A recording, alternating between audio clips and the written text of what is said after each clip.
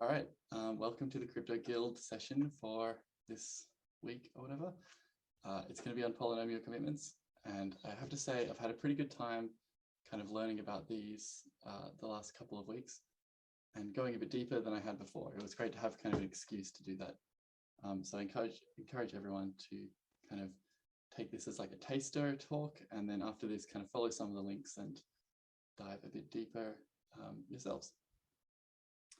All right, and so before we get started, there's going to be a bit of background just to make sure we're ready to tackle the topic when we get there.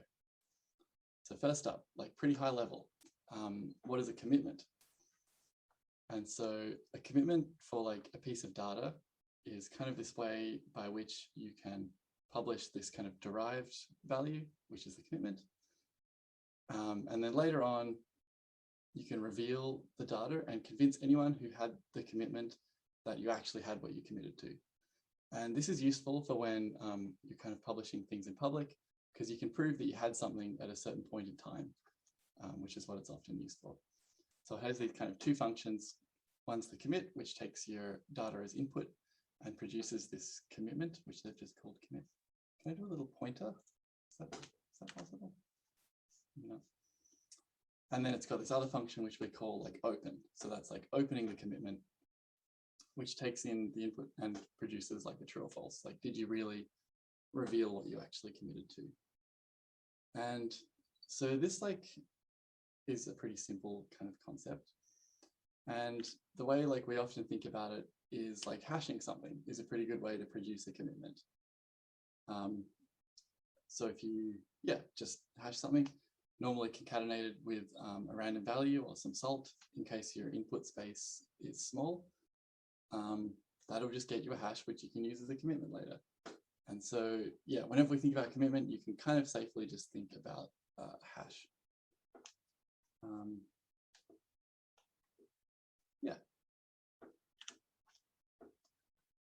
And so a commitment scheme should have these kind of two properties. One, that it's hiding, which is to say that when you publish the commitment, it doesn't tell anybody anything about the original piece of data or the input until you actually reveal the piece of data, and then it can be used to check it. And the second property that a commitment scheme should ideally have is the binding property, which is that it's kind of impossible, or at least impractically difficult, to open a commitment to a different value. That is to say, it's got to be, impossible to find a hash collision. So another value that would also, make the commitment check out. And so most of the time, much like with hash collisions, like they technically exist because the space of inputs is larger than the space of outputs. But like if you're given a hash, finding another input that makes a hash collision is practically impossible. So we can say that it's kind of computationally binding rather than like theoretically binding. All right, very simple commitment scheme. And so we might just look at another commitment scheme, and this one kind of takes on like a bit of the kind of flavor of what we're going to be digging into later with the polynomial commitments. And that's something called a Peterson commitment. And so we can kind of consider this as taking place on an elliptic curve, which has two generators like G and H, which are public. I mean, it can also be on other like, places where the discrete log is hard, but elliptic curve is a good place to start. And so very similar to the hash-based one, we have our input, which we're calling X, which is like a scalar value in the base field or whatever. And then another kind of salt or random value. And to get our commitment, we multiply a value by one generator and the random salt by the other generator, and this will produce two elliptic curve points, which we can then add together, and this combined point is our commitment. And so it kind of like is pretty similar to the hash one, except rather than concatenating the values, we're multiplying them by these generator points. But it has some other cool properties as well, which are kind of interesting. So it has the property of being additively homomorphic, which is to say we can add two commitments, and that's the same as the commitment of the sum of the two values. That's pretty sweet. And it also has this batchable property that you can combine a bunch of commitments together with just like one single random value. And if we think about these two properties together, it effectively means we've got an updatable commitment, because you can just keep adding these new commitments to produce this combined one, as shown below. And I guess another thing which we're going to come up again throughout the talk is that like this kind of thing of multiplying like x1 by generator g1, x2 by g2, etc., can be represented if we combine all the x's into a vector and all the generators into a vector, and then take their kind of inner product like that. Yeah, so that might come up a bit later. How are we all doing so far? Just a quick check-in to make sure I haven't disconnected or something. I have a question in the chat. What's that? I have a question in the chat. Basically, like, why do you need the RH? Like, is it not enough to just multiply x by the generator to hide it, or? I believe it's the same as adding the salt to hash thing, that like if your space of inputs is small, then like you might be able to do like a dictionary type hash reversal attack thing. I believe that's the main reason. Okay, that would be bad for public-private key cryptography, but yeah. Yeah, like say your data was like, you know, one of 20 things or something, like someone could easily just, you know, calculate the all of them multiplied by the generator and then just reverse it. Oh, okay, yeah, that makes sense. If it's like from a small set, then yeah, that totally makes sense. Yeah, cool. Awesome, thanks. Sweet. All right, so that was our like first kind of basic background level. That's committing to like a single value. So I guess you could call it like a scalar commitment. Next up in the kind of like evolution of commitments is what's called a vector commitment. And as you can guess, this is committing to like a list or a vector of values at once. And you might think like, why don't we just like use what we had before in the Peterson one, or even in the hash one, and just concatenate all the values together and generate one commitment. You could do that, but it wouldn't be a vector commitment, because this should have the property that you can open the commitment to a single value only. Whereas if you just concatenated them all together, you'd have to reveal all of them at the same time. So you can just reveal one value, but there's one commitment that commits to all of them. And ideally, it should have the property that opening one element reveals nothing about the other elements. So it's kind of this new hiding property. And it should be smaller and more efficient than committing to all of them. And the classic example of a vector commitment is a Merkle tree. So a Merkle tree is a way by which we can take a huge, you know, a large number of values. We can commit to them with a single hash, basically, like the root hash of the tree. And we can open it at different elements by providing the Merkle path, you know, from that element and its siblings or whatever, all the way back to the root hash. A Merkle tree doesn't necessarily have the hiding property, I guess, because you might have to reveal sibling elements of the leaf nodes. But it is like a classic example of a vector commitment. All right, and now I guess the next evolution down the track of increasingly cool commitments is the polynomial commitments. There is one extra bit of background, which is a kind of refresher of polynomials. And so hopefully you remember from high school, I guess, that a polynomial is just like a bunch of coefficients multiplied by like increasingly large powers of the variable, which we're calling x. And it's a function. And so the polynomial itself can be fully defined by the set of all these coefficients. Some of them can be 0. You know, if you wanted to encode the polynomial, like 1 plus x to the 4, it would be like 1, and then 0, and then 0, and then 1 times x to the 4, etc. And this value, oh, that should be I, that should be x to the I, that's a mistake. This value n is called the degree of the polynomial.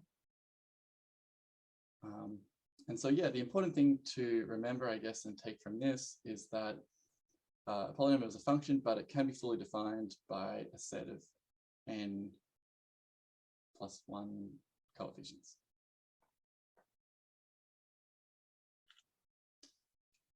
And so in high school, we probably remember studying polynomials over real numbers, but for cryptography, we're usually concerned with polynomials over finite fields and ones that are like generally like extremely large. But all of the existing kind of things we know about polynomials should still hold up in this case. All right, and so as you can probably imagine, a polynomial commitment lets you commit to a polynomial, and you can open it not at just any, you don't just open the whole polynomial, you don't just open like a subset of points. You can open the commitment at any point on the entire polynomial, or multiple at once, but we're not going to go into that. That's so crazy. And opening it at one point should reveal nothing about the polynomial itself, or almost nothing. I guess if you reveal lots of points, eventually you'll be able to reconstruct the polynomial. And yeah, this has a kind of extra step compared with the original like scalar commitment we looked at. So it has these kind of 3 functional blocks. So the first is the commit, which just takes the polynomial f, which remember is just a list of these coefficients, and produces the commitment.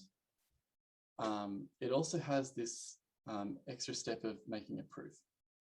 And this is also done by the prover. So it also takes the polynomial and some evaluation point s, and then produces an evaluation proof. So some proof that f of s is equal to y. So these 2 on the left are done by the prover, and then the one on the right would be done by the verifier. And that takes the commitment and the proof that we just produced, so the 2 outputs of the previous one.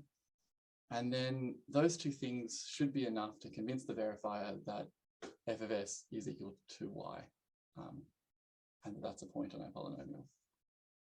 So yeah, super cool. So yeah, I guess it's not enough to just commit to the polynomial. We also have to do this proof for any particular point that wants to be checked. So it has a kind of extra step. Which makes sense, because otherwise you could just check all of the points you wanted yourself and then reconstruct the polynomial. Yep. Okay, and so like let's take like the most naive approach we can think of if someone asks you to build a polynomial commitment and you didn't really know anything about them. So we remember that all we need to reconstruct a polynomial is this vector of coefficients. So maybe if we just take all of those coefficients and put them in a vector commitment like a Merkle tree, what kind of properties would this kind of polynomial commitment have? So the commitment would be the root hash, which is 32 bytes. So that's going to be constant regardless of the degree of the polynomial. So that's pretty good. That's like a pretty small commitment. The proof for proving any value of the polynomial would be revealing all of the coefficients. So like it's going to be linear in the degree. So that's not ideal for very large polynomials. We have to reveal all of them. And also then opening a commitment would reveal the entire polynomial. So it doesn't have the hiding property. So this naive approach kind of gave us one of the properties we'd like, which that it's got a kind of small commitment, but it doesn't really have the other properties that we would like. And so, yeah, we'll look at some that are actually a bit better. All right, how are we doing so far? Yep, got a thumbs up. Awesome. All right, how are we doing for time? I don't know, we'll just keep going. So we're going to kind of do one study on a particular type of polynomial commitment called a Kate commitment. There are other ones, and we'll kind of like briefly look at those and compare them at the end, but this is the one we're going to go deep on. And honestly, it's because like it was like probably the easiest one to understand, and also the most popular. I wonder if those 2 things are related. Okay, and so important to notice, like it's not a Kate commitment, it's definitely a Kate commitment. I think that's just, it's named after someone's name, and that's how they said their name. But you'll hear people say it as both. But I think Kate is the correct one. All right, and so a Kate commitment begins with something called a trusted setup. So this has to happen kind of before we can start committing to any polynomials. So let this value s be a scalar in a prime field, and this is what we call the kind of toxic waste, which we'll kind of discuss a bit more in a second. And let G be a generator in an elliptic curve over the same field. And in this trusted setup process, we want to generate this thing called the structured reference string, or the SRS. And this is essentially like a list of the generator multiplied by increasing powers of this secret value S, just like kind of concatenated together. So notice that these aren't summed together or anything like that. This is just like a list of elliptic curve points generated with increasing powers of this toxic waste value S. And we're going to define some notation, which we'll use throughout the rest of this, which is that if we wrap something in square brackets, that is defined as the thing in square brackets multiplied by the generator of the curve that we're dealing with. So S in square brackets just means S times G squared, yeah. So it's important to note that if we have the structured reference string, which is just this list of elliptic curve points, we can't recover the scalar value S from that. But obviously you need the scalar value S to create the string in the first place. And it's really, really important that this S, this like toxic waste, is like destroyed after the reference string is created. And so, you know, you could just get somebody to do it and promise they deleted it, but that's generally not how things are done. Normally there's kind of a multi-party computation by which this structured reference string is created, and it's set up in such a way that only one of the parties has to actually delete their part of the toxic waste to make the whole thing secure. So if every single participant in the multi-party computation colludes, then it's no good. But as long as one of them kind of defects and deletes it, then the whole thing is safe. And yeah, there's some pretty interesting cases of like some of these in practice with like a huge number of participants that span a really long time. So that's pretty cool. And one other thing to notice about the structured reference string is that it kind of goes up to a finite number of like the highest power, n. And this can be as big as we like, but generally the size of this n is the size of the polynomial we can commit to.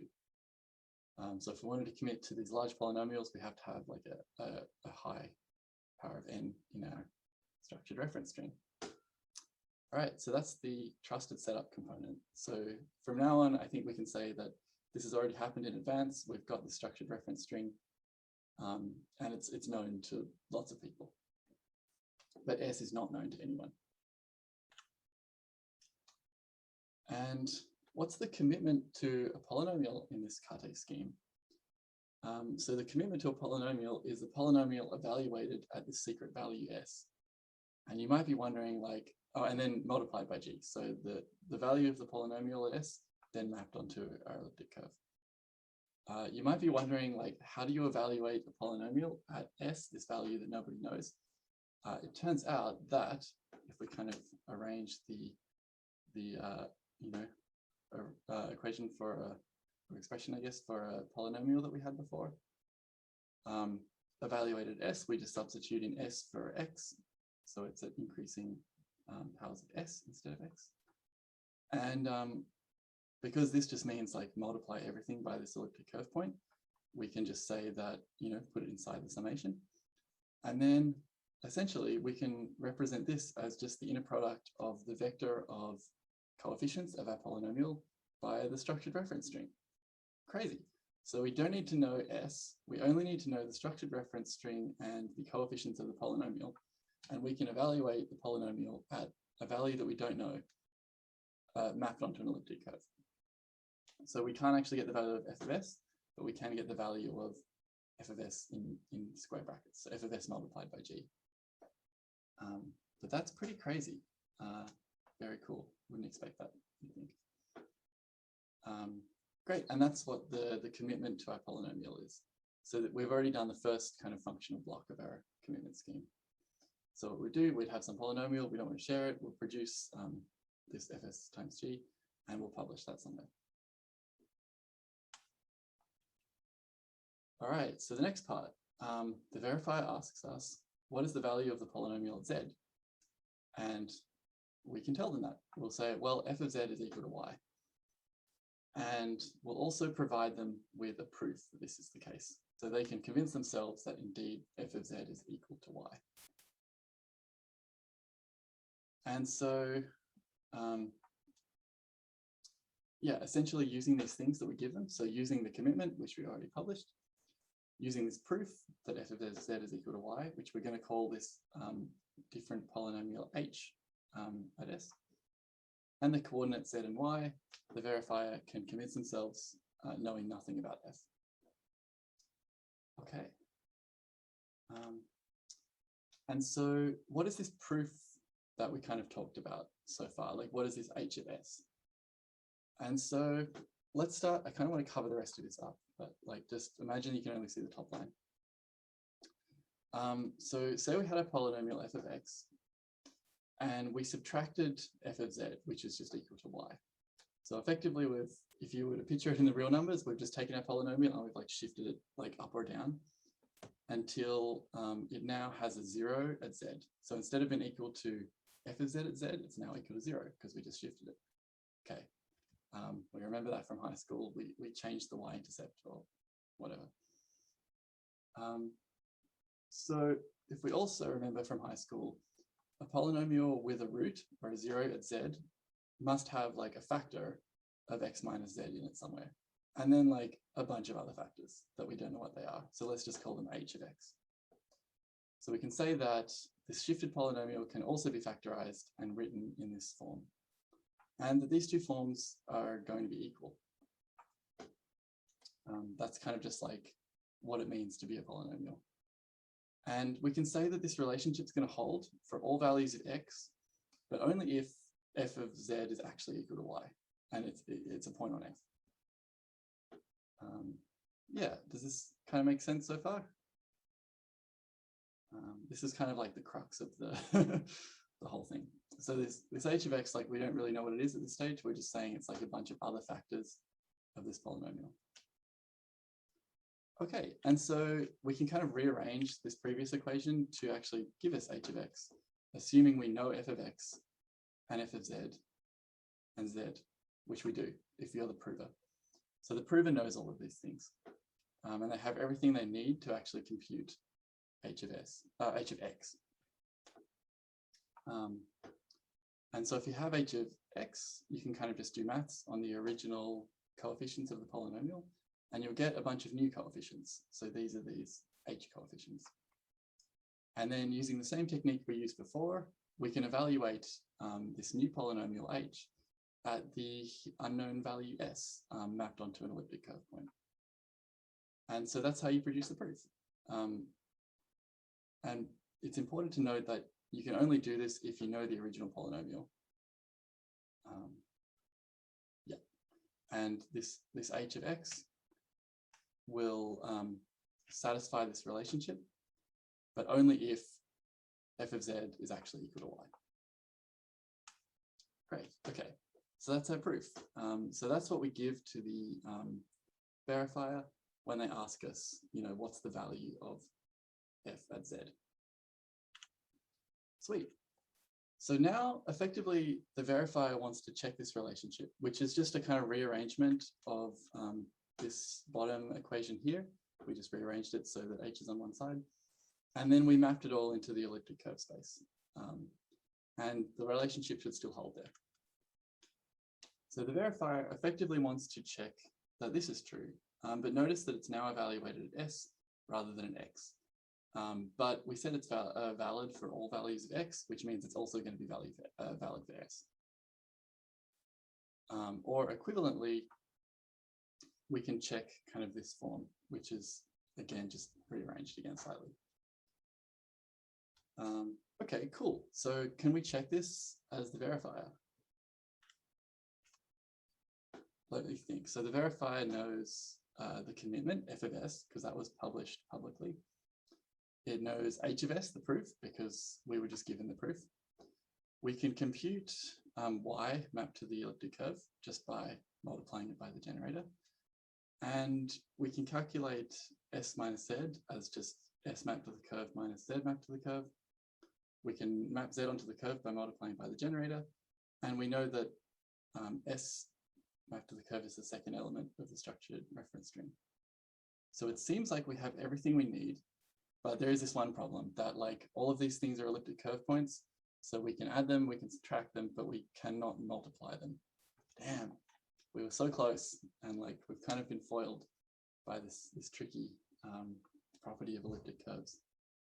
But fortunately, there is this thing called elliptic curve pairings, which Jagru covered last week in the Crypto Guild, which I actually missed. And like I'm definitely no expert on elliptic curve pairings, but in the kind of spirit of, you know, mathematical abstractions, let's just say that elliptic curve pairings exist. And effectively, like if we have two elliptic curves that are kind of compatible and pairing friendly, there exists this pairing which like maps values from one curve and the other curve onto this new curve. And it's like kind of like doing a multiplication. And anything that kind of holds, like has like a multiplication relationship in the original curves in G1 and G2, when it maps onto this kind of new space, the relationship's still going to hold. I think that's like enough of an abstraction for us to kind of work with. And we'll define this new notation. So we now have two generators, G and H, which are on these two elliptic curves, G1 and G2. So now a square bracket with a subscript 1 means multiplying by the generator on G1, and subscript 2 means multiplying by the generator on G2. And now we can say, like, if we multiply things together with this like little T subscript, it's the same as doing this like pairing of the two values, each on different curves. And this will be at a point on this new curve. So hopefully this is just enough to convince ourselves that instead of kind of checking this like equality with a multiplication relationship, we can rewrite it now using these pairings. So effectively, like the multiplication is now on the left-hand side, but it's like taking place inside this pairing thing. And then this is what was previously okay, now it's the right-hand side. And then that's all just kind of multiplied by 1. So like, you know, we didn't have to do a multiplication on that side. And so as the verifier, instead of checking this like multiplication relationship on elliptic curves, we can now just check this pairing relationship, and we can be convinced that therefore the other one is true. And effectively, we can convince ourselves that this relationship holds for the value of S. Super cool. And we remember that that relationship only holds if you know, the point f of z equals y is actually a point in the elliptic curve. So we're pretty much convinced that you know, they really did prove a point on the curve, on the polynomial. There is one kind of extra consideration though, which is like, how do we know that they couldn't just find another proof h of s to prove whatever we wanted? And it turns out there's like a really cool proof for this, which I guess we're not going to go into. But much like it's infeasible to find a hash collision, it's pretty much impossible to find a polynomial h of x that satisfies this relationship for all values of x, in particular for some random point that nobody knows. So, you know, you could probably find it for like 1 or 2 points, but you don't get to choose what the point is. Like nobody knows it and it's decided in advance. So the probability that you could find an h polynomial that satisfies this is like vanishingly small, unless you know the original polynomial, and then it's easy. So this gives us our like awesome kind of binding property. And yeah, that's my like very brief kind of overview of Kata commitments. How's everyone feeling? I wish I understood pairings better. I think this would make it like a much better explanation, but you know, we can only spend 4 hours a week on this, right? Okay. I thought it was really clear. Thank you. Oh, I like, well, for the polynomial stuff was the key stuff about it too. So I think it was good. cheers, dude. Yeah, I liked how it progressed also, like how you built on the ideas. Yeah, good presentation. Oh, I really appreciate it, but it's not finished yet. I mean, how are we going for time? Is there a bit more time? All right, yeah, we'll go a bit quicker through the rest.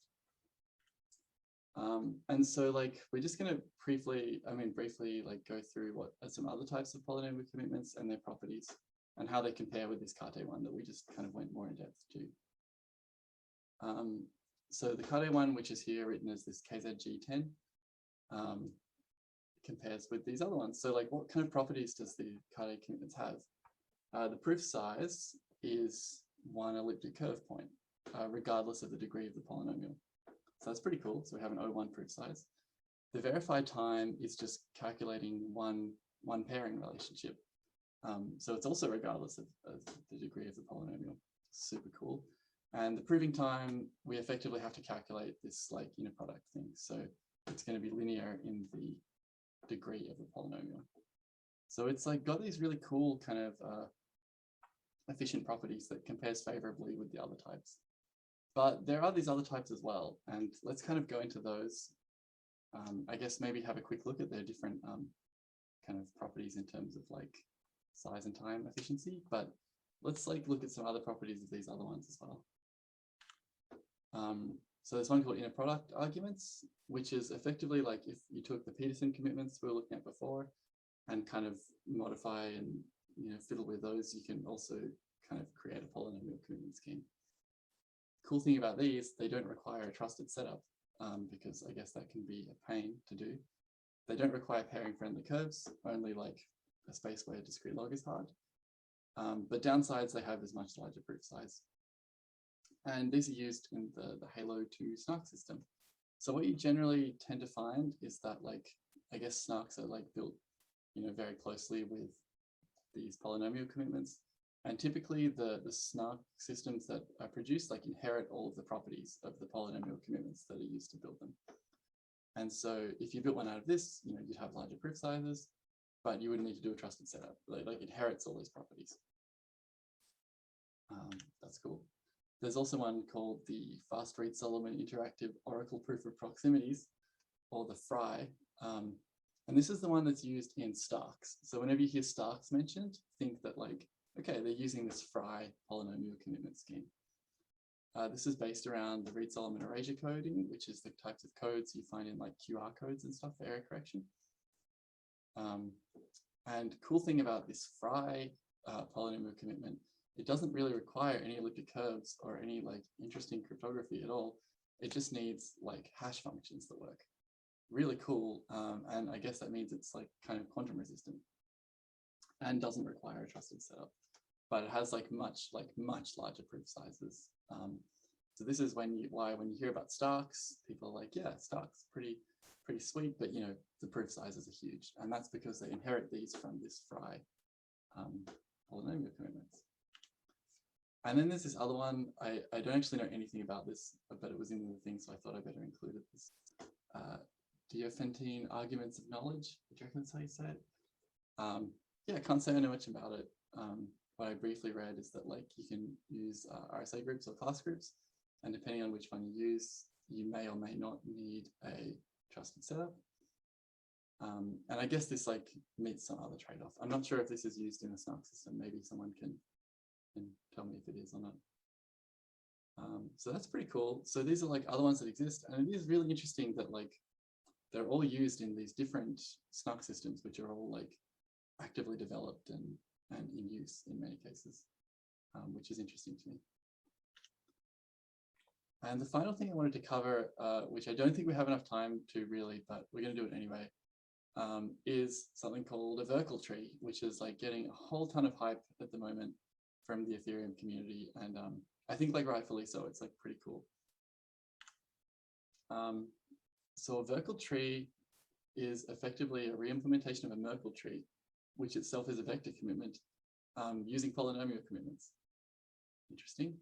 And it's proposed in like upcoming Ethereum upgrades to replace the Merkle-Patricia trie that's currently used for storing the state. And the reason that this is like a cool upgrade is because the proofs needed to prove pieces of the state are like way smaller compared with the paths required for Merkle trees. And this can like actually like enable some cool new use cases for Ethereum, in particular the stateless clients, which I think is like getting a fair bit of interest. So really cool. And these are like pretty new as well. And so a little bit of prelim before we kind of look at the Merkle tree itself is like, how can you use a polynomial commitment as a vector commitment? Turns out really straightforward. If we have a vector of values that we want to commit to, which we call our y values, and then some predefined coordinates, these can literally just be like, you know, increasing values, 1, 2, 3, or whatever. I mean, they're probably not going to be that because they're like going to be in a different number space, but I guess we can just say, for example, that they're just like the integers. And they're known to everyone, these predefined coordinates. It's pretty easy to make a polynomial such that at each of these predefined coordinates, it hits our values y using Lagrange interpolation. In fact, it's really quite easy. So there we go. So using this, we can make sure that our polynomial like hits these values of y at the correct coordinates. We can commit to the polynomial, and then effectively we've just committed to this vector of values. Pretty sweet. And so polynomial commitments are used in this vector commitment form for a Merkle tree. So I guess a Merkle tree is like a vector commitment made of vector commitments. And so what's the thing that we're kind of upgrading? This Merkle Patricia trie. I keep writing tree. I guess it should be trie really. So in this kind of system, the leaf nodes hold like a key value. There are like intermediate nodes, and every node has a fixed number of children, but the children can be empty. And just like a kind of regular Merkle tree, the intermediate nodes have like a value, which is the hash of their non-empty children. And so you could say that the value of a node is equal to a commitment to all of its children, which if we use a very kind of primitive commitment scheme that we defined like very early in this presentation, it's kind of like the concatenation of all the children and then hashed. And this is like how Merkle trees work. And if you kind of recursively apply this commitment to each node in the tree, eventually you have a commitment to just the entire tree. Okay, and so the kind of like annoying thing, I just stole this from Vitalik's article, by the way. The like annoying thing about Merkle trees is that the proofs can be pretty large. So say we have to like prove something right at the bottom. You don't just have to include the path of nodes up the tree, but at every layer you have to include all of the sibling nodes for each node on the path. I think there's a cool slide of that, yeah. So like, say we wanted to just prove this value horse, like we have to include everything that's red just to prove that. So there's the proof path, which kind of are the yellow nodes, but then also all of its siblings have to be included as part of the proof. So to prove this one node, we have to include 6 different kind of nodes, and I guess each of them is a hash. So maybe that's like, 32 bytes or whatever. So this can get like pretty large, and especially for a wide tree, I guess, or a deep tree, but like if a tree is like wide, so like every node has a large number of children, then we have to include all of them at every level. So wide trees are like not efficient. And I think a binary tree is the optimal